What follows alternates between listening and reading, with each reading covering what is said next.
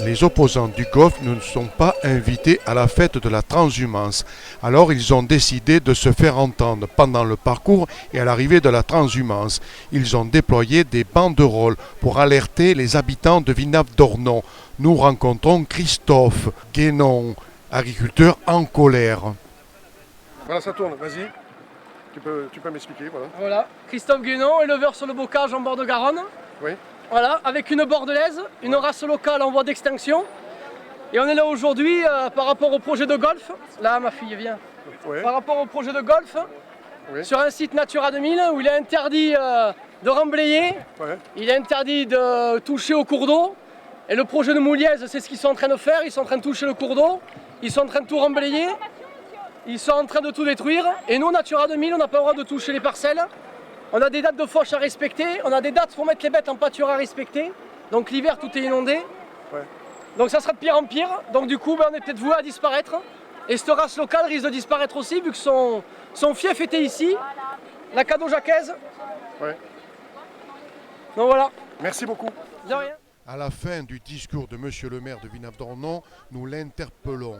Écoutez attentivement, il nous confirme comme un aveu qu'il a signé le permis de construire, ou plutôt le permis de détruire une zone protégée par Natura 2000. Il nous confirme également, alors que ce projet date depuis plus de 30 ans, qu'il a tout simplement accordé par sa signature l'autorisation de poursuivre les travaux du golf. C'est finalement la partie émergée de ce combat que j'ai souhaité avec mon équipe engagée il y a plusieurs années avec l'ensemble de l'équipe municipale. Celui de protéger et de mettre en valeur nos espaces naturels les plus sensibles. Donc depuis maintenant une belle petite dizaine d'années par la municipalité de Villenave-d'Ornon. Comme disait monsieur le maire, bon appétit à toutes et à tous. Pour ceux qui venaient de nous rejoindre, je vous rappelle un petit peu les règles du jeu. À l'entrée, Je veux dire des mots sur tout. Aujourd'hui, le golf est un projet qui est vieux de 30 ans.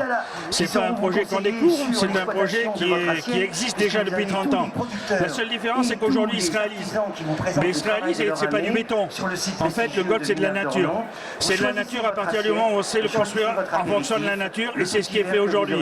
Tous les travaux qui se font sur le golf l'ont fait avec le contrôle des écologues et tous les travaux donc, vont en ce sens.